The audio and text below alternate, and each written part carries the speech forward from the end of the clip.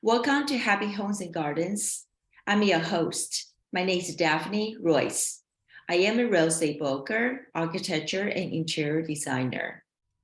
Magic is a word of wonder. Robert Strong is a famous magician who started his career in magic at the age of 12. He has brought joy and wonder into people's lives for decades. I'm very pleased to have Robert here today. How are you, Robert? I'm good, and it's an honor to be here today. You are a famous magician. What makes you want to be a magician? Well, first of all, I don't know if I'm famous, but I've been doing it for almost 4 decades. When I was 12 years old, I saw another magician creating joy and wonder for an audience, and I thought, what an amazing gift. That's what I want to do. So I told my father at age 12 that I want to be a magician. And he shared a office building with a podiatrist who knew 5 magic tricks. And so he introduced me to that podiatrist. I learned those 5 magic tricks. A week later, I had a business card, and a week after that, I did my first kid's birthday party. It was a 10-minute show for $10. I was hooked. Wow, that was easy. Yeah, that was 1985. Wow. And what is challenge being a magician? Challenge being a magician. Well, I mean, I think this is for any entrepreneur.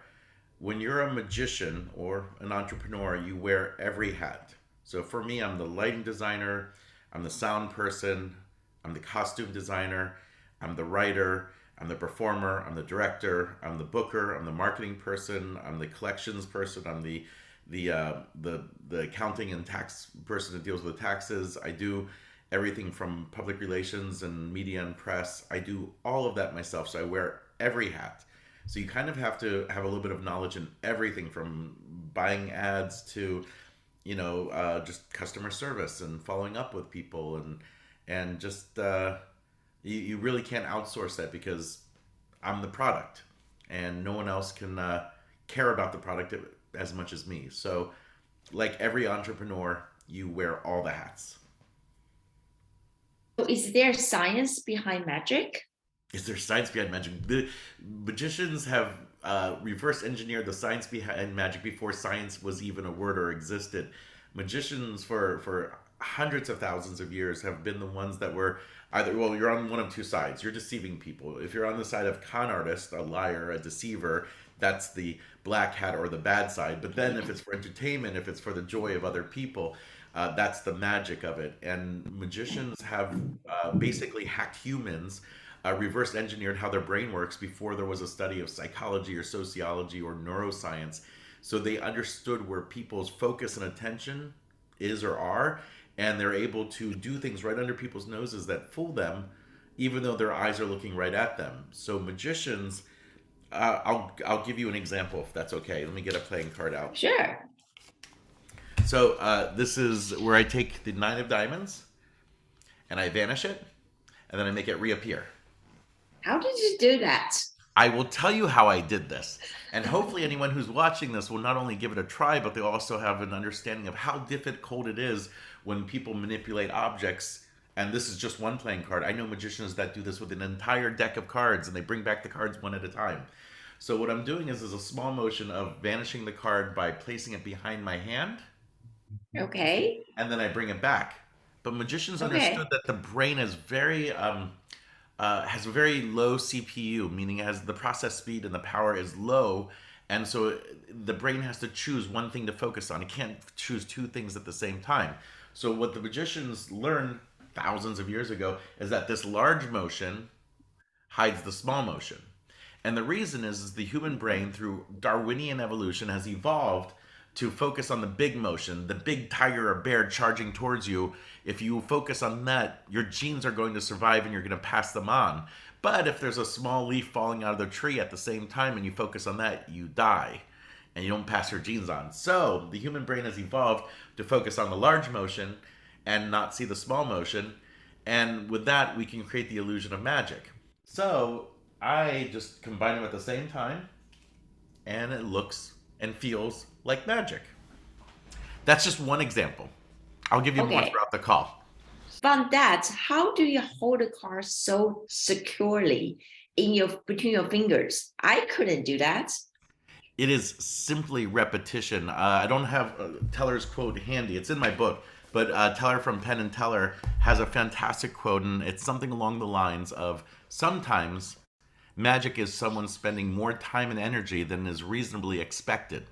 So magicians will spend so much time with a deck of cards or a coin until they can manipulate it like a juggler to create the illusion or the experience of magic.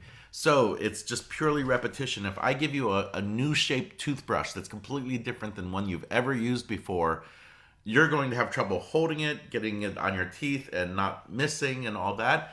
But after a week, you're going to adapt and all that, and your body's going to know how to hold it and how to move and all that's going to work.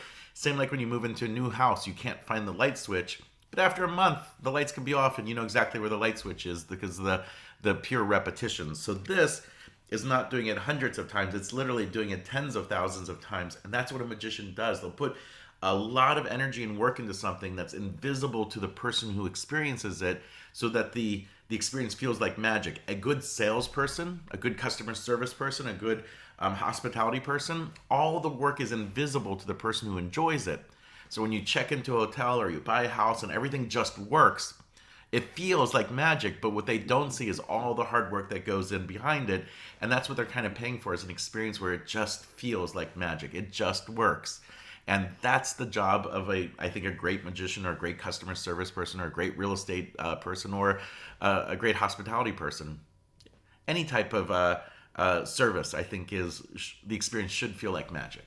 So I hear practice, repeat, and muscle memory. Yeah, but it's also more than that too. There's a Okay. level of putting yourselves in their shoes.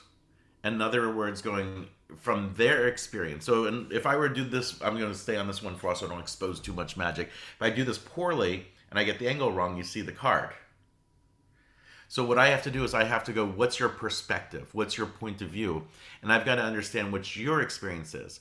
So magicians spend a lot of time imagining what it's like to be other people and go, okay, if they walk into a theater and they've bought a ticket and they're sitting at a certain place in the theater and they're watching the show and they come from certain life experiences, what's the thing that's going to make them optimize for the magic? So you, in your business, you probably spend a lot of time thinking about the home buyers and the home sellers. What's the best possible experience from their point of view? And then you make their life easy by giving that to them. So magician, original people or artists who put themselves in other people's perspective, there's a lot of empathy. We think about, we care deeply about how other people perceive what we do, how they experience it too, not just perceive. So you just recently published a new book called Amaze and Delight. Is there any special message you want to send to readers? Have I mentioned it yet? This is my new book just came out. These are the first printings. Any message I want to say to the readers? Yeah, the book is delightful in a couple ways. It teaches 12 different magic tricks throughout the book, so you can skip those if you don't want to know the secrets, or you can learn real magic secrets, and I'll demonstrate one if you want me to. That's in there so they can see the value they get. But what it is the book is 200 plus pages of what magicians know about how the world works and how people can benefit from it. And there's three big areas that the book covers. The first one is leadership skills, executive presence. Like, how do you grab and hold people's attention? How do you motivate them? How do you change their hearts and minds? How do you create memories that they'll remember forever and be on your team and be motivated? So the first one is leadership skills.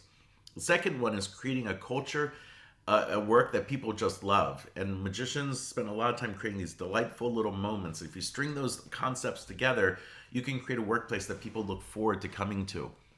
And there's lots of deep connection between the coworkers. And then the third category is creating magical moments for customers. Because when a customer experiences something where they're like, wow, that was magical, they tell everyone. They come back and give you their business again. They become very loyal customers. So those are the three categories the book covers. And what I did with my co-writer, David Martinez, that's him right here, and what we did was we looked through the ancient books of magic, and then we looked through our teachings and our learnings of workshops we've given and received over the years, and we made direct lines of what we know is applicable to companies and businesses. And both of us are in the Bay Area, so this is really targeting Bay Area tech companies. Sounds great. How young the reader can read that? Can the 12-year-old read that book? So I think a 12-year-old would enjoy the 12 magic tricks that are at the end of each chapter, but I think it's really for people who are in business. So any level, especially team leaders and managers, because it's really about making experiences for your coworkers or for your customers. So it's targeted for uh, yeah, anyone that's in the middle of their career that has a team. I understand. And what are the quality needed in a magician? What quality do we need in a magician? That's a great question. So like comedy and humor, there's all different types of comedians and like artists and singers and dancers. There's all different types. So I wouldn't say that there is a single quality that's good for magicians, but magic is the only art form. This is different from every other art form. It actually needs an audience. You can't do magic for no one or just for yourself because you know the secret. So someone else has to experience it. So the quality that I would say that's needed in a magician is that they need to be able to want to connect with other people and create experiences, amazing and delightful experiences for other people. And I told you there was a trick in the book. Would you like to learn one of the tricks in the book? Absolutely. Absolutely. Um, Absolutely. and this is a great example of what skill a magician needs, the ability to connect with other people. So I could do this as a do as I do, or I could just go ahead and do it. I took a dollar bill, and I'm going to do the world's simplest origami. I make two folds, top to middle, bottom to middle, and then I create a perfect balance. And this could be a great metaphor for balancing the budget, or it could be a metaphor for striking the perfect balance between being agile and secure. And then you create an experience that feels simply like magic. And that is in the book. And also, I have to say, if you do this for a bartender, you get a free drink. And Really? then when you finish the drink, you show the bartender how you did it, and you get another free drink. See what I did there? I haven't paid Well, for a drink in decades. it works in a bar. It definitely works in a bar. Or maybe somebody buy you a drink. That too. Okay. Magic is a Uh, really great way to connect. So, in the world, networking, striking up conversations, and all that is difficult, especially for introverts. But to say, hey, can I share something with you I'm working on? And then you connect over that. And even if the trick doesn't work, it's still a shared experience that's fun and delightful. it's a one-on-one connections, right? Yes. Okay. So you had a show at Guild Theater in Menlo Park last January. Do you plan to have a regular shows going forward? Yeah, the idea is it's Robert Strong and Friends. The next one is tentatively scheduled for March 19th, 2023.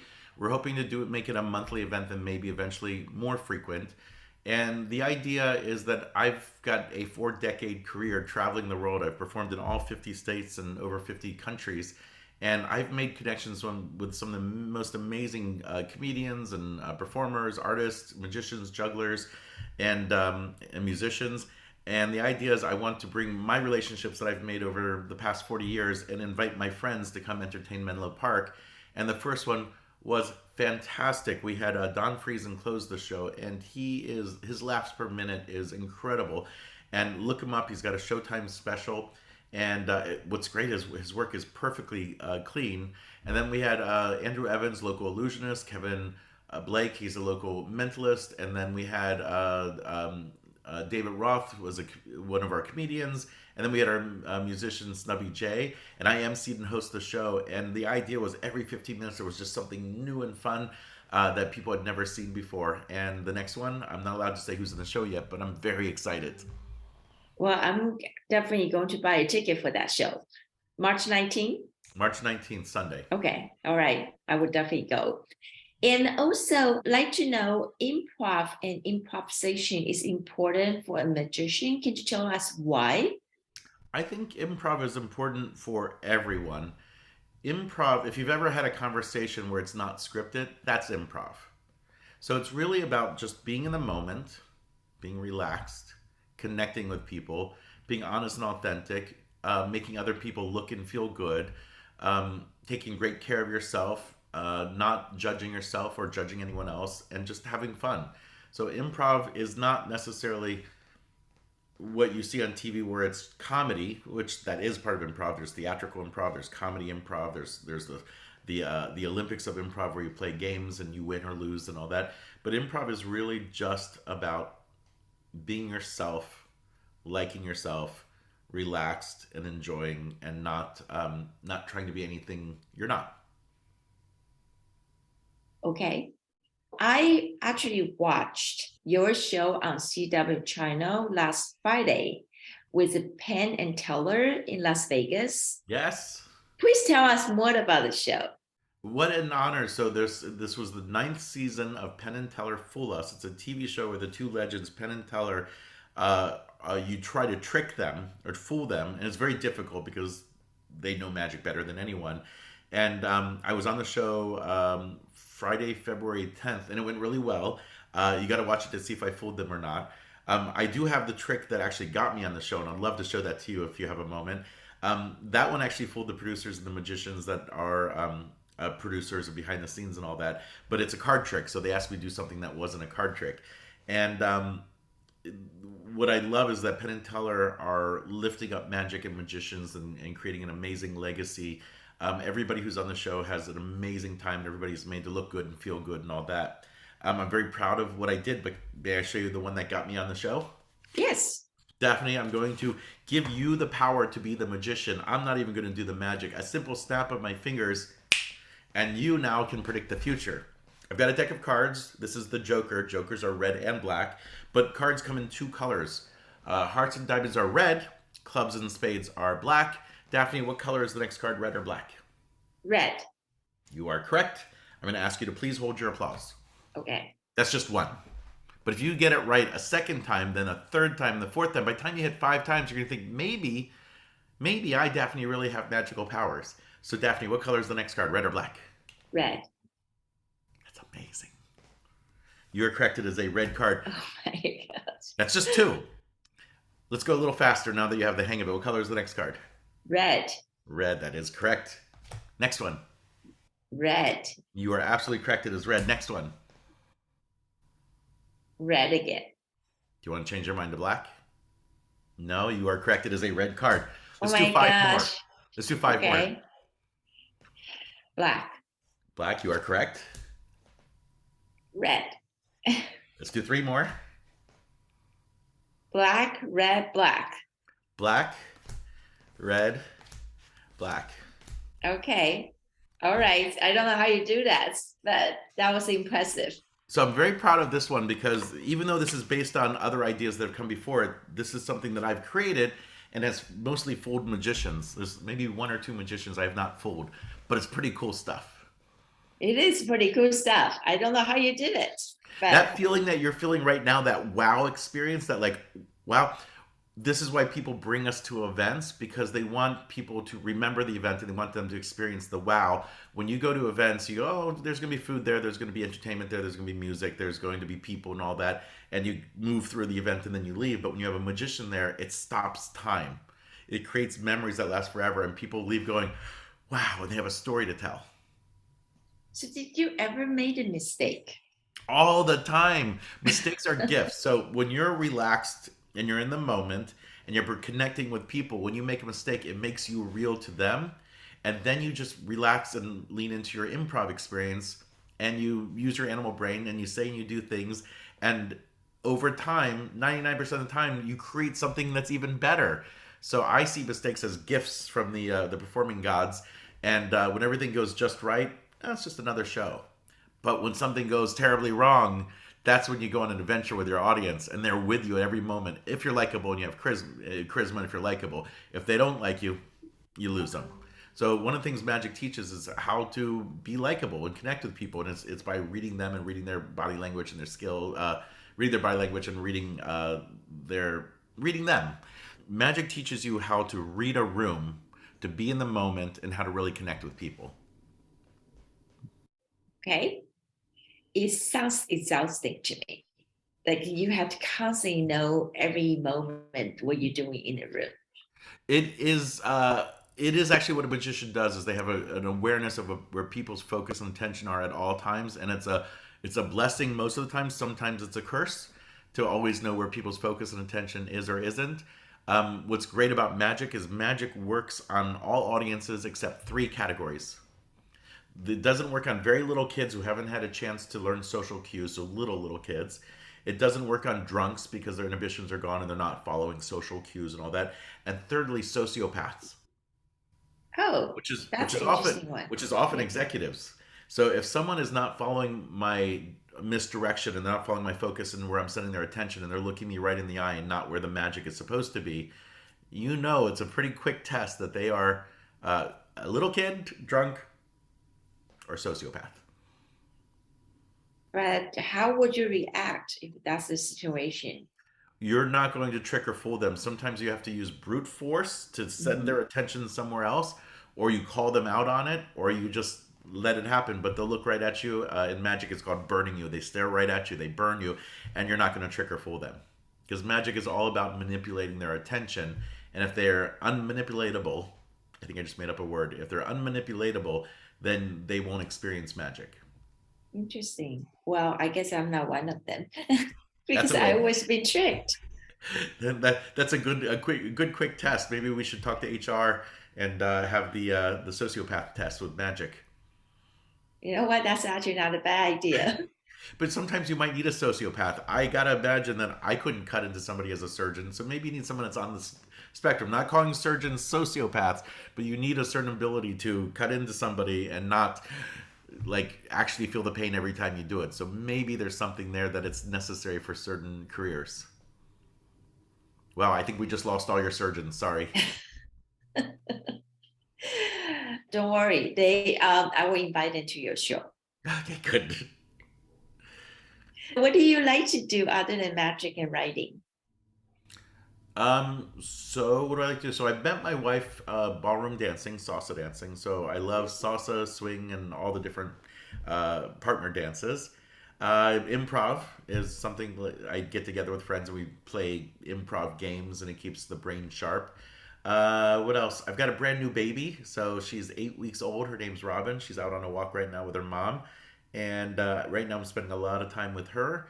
And just I love walking talks in Palo Alto. Now it's kind of the new normal. You get together for coffee and walk around Palo Alto and catch up with friends and coworkers and network. So those are the top ones. Your life is full. I think so, especially for right now with a new baby. So, anything else you want to share with us? Sure.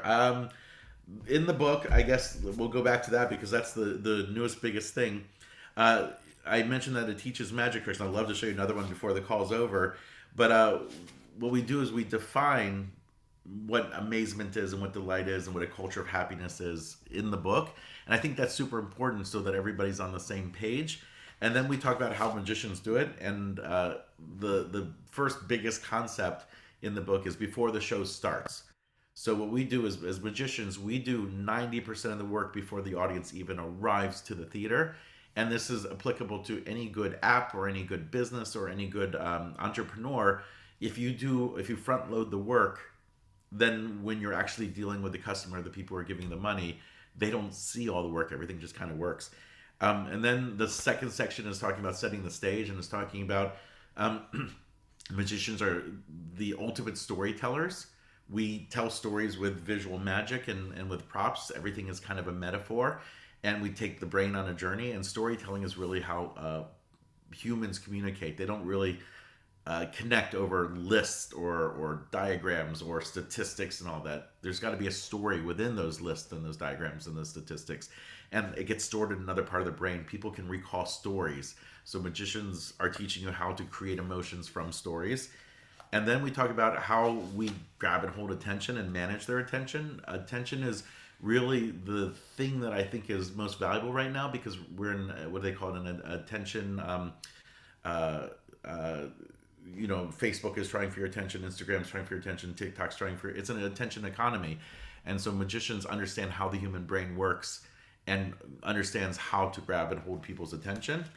And then we talk about creating magical moments, those little moments of experience. And what we do is we talk about also the corollary. If things are just not going well or not working or all that, how do magicians turn that into positive experiences and moments? And we talk about putting a bow on it, which is a great concept that I think I only learned from magicians. I haven't seen anywhere else.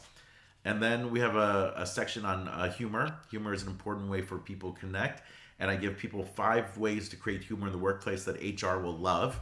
And then I give 10 tips on how to deliver those 5 types of humor. And then we talk about collaboration, communication skills, and all that. That's the section that is secretly improv, but we don't call it improv. And then, of course, all this doesn't work unless you have psychological safety. And the good people at Google did lots of studies on how to create psychological safety so that people come to work bringing them their full selves. They want to be there and they're excited to be there, and they feel safe to express themselves. And then the last section is on distributed teams, because right now we are, as we are right now, hybrid, sometimes in person, sometimes virtual, and sometimes a little bit of both. And we have created some hacks on how to do that. I over here on my side, I have a camera two if needed. I have a picture in picture if needed. I can do side by side. Oop, that's you're not actually a pin yet. Let me pin you, and then I can show you that. And so we've come up with these great examples of how to stay connected and all that. And then, of course, you need like special effects, because who doesn't need special effects and all that? So magicians are always the first adopters of new technology. So at the very beginning of the pandemic, I basically created a production studio and created new tools that didn't even exist 2 years ago. And that is so that I could stay connected through this. And want to see another magic trick? Yeah, sure. This is something I created just for virtual because it's such a visual medium.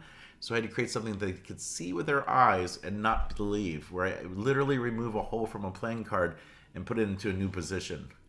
What? Completely, I know this is completely impossible, but it's really happening. And since you can see through it, there's no Yes, CG I or do. green I can screen or see anything like that. you. And with a simple snap of the fingers, we go back to the beginning.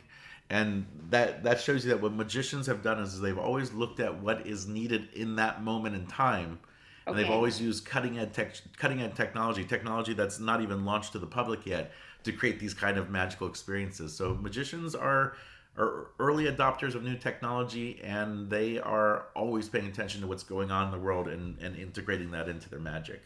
A new way to think. Okay. The last magic you did, can you do it in public? We have to do it through the computer Yes, screen. yes, Oh, I can. wow. And the one where I had you do the red black a little bit earlier in the call, that was created for Zoom for this reason. I thought, wow, there's 50 people on a Zoom call, and it's hard to get everybody to participate over Zoom. So I thought, what is available in Zoom that's not available in real life? And I realized the chat is available. So I thought, if I had all 50 people on the Zoom call write into chat red or black and hit go, there's no way I can know what they're going to type, and there's no way I can know the order it comes in. So I invented a magic trick where all 50 people on a Zoom call, up to 50 people, 52 actually, up to 52 people can predict the order of the red black cards. And so that was created, that didn't exist before Zoom calls. That was created for Zoom calls because I wanted everyone to feel invested and to participate. And think about, if you're leading a Zoom call, how can you or anyone, any of your listeners, make sure everyone's engaged, participate, and what they say and do matters and cares and affects the outcome of the actual Zoom call. So you have to think of ways to engage everyone. Can you do in person? Yeah, yeah. All of them I can do in Okay. person. I'm trying to think if there's any tricks. I don't think I have any tricks that I created for Zoom that I can't do in person. But I have one more. I don't know if I can show it to you real quickly. One more that I created that's in the book, and I teach the secret that makes you the magician. You want to see one more? Sure. But at the meantime, I also want to ask you, Oh other yeah. than have a show on the stage, do you do any private setting magic show? Is there any Uh, way that people can contact you? yeah, my website is www.strong, my last name, strongentertainment.com. And just last night, I did a wedding anniversary on a cruise around the bay. And yeah, I'm available for corporate events. My biggest work is trade shows. That's what I do mostly. So I do tech conferences, I work in a trade show booth, I attract customers, I communicate the message, and then I identify the qualified leads, I filter, and the qualified leads I introduce to the salespeople. That's most of my work. I do the keynote speaking from the book on those 3 different topics. And then, of course, I do public and private events. So I do a lot. Great. That's how people contact you through your website? Yep, strongentertainment.com. Send me an email or a text. And if my baby is not crying, you'll get a response within an hour or two. Okay, great. So you want to show us the last trick? Yeah, this is one that's actually in the book that is fantastic, and I have to stand up for it. And I've got to bring in a table. And let's raise this up. I'll get out a deck of cards too. Perfect. I have here a prediction. This prediction is made before I even got on the call with you. And then I also have 52 different cards. Give it a little shuffle. And I'm just going to drop some cards here. And Daphne, would you tell me, let me put it in frame so you can see. Would you tell me when to stop? Stop. You want me to go forward 1, back 1, or stay there? Back 2. Back 2. That's 1. That's 2. Do you want me to go forward, back, or stay there? Stay there. You had an absolutely free choice. I will lock it in. But if you had gone forward 1 more, we would have stopped at the 7 diamonds. The next one was the ace of spades. We've gone up forward 1 more. The 6 of clubs. The cards are all different. This is crazy. But you stopped me at the Okay. 4 of hearts. The prediction that I wrote beforehand says, I predict that you will stop me at the 4 of hearts. And that was indeed the 4 of hearts. How did you do that? All you have to do is buy the book and you learn how to do this. Wow. How's Okay. that for marketing? That's pretty good. So tell us where to get your book. Amazon is the place to get it right now. Amaze and Delight, written by David Martinez and Robert Strong. I'm Robert Strong. I hope you buy a copy. And also please leave a review too. Okay. Well, thank you so much, Robert. That was a very fun interview with you. Thank you. Yeah, I love it. My pleasure. This was fun to do. I will see you at Guild Theater on March 19th. I hope so. Can't The show wait. is going to contract tomorrow, so everything will get firmed up tomorrow for the 19th. Okay, wonderful. Thank you so much for your time. Thanks for your time. Have a good day. Let me know when it drops. All right. Okay, bye-bye.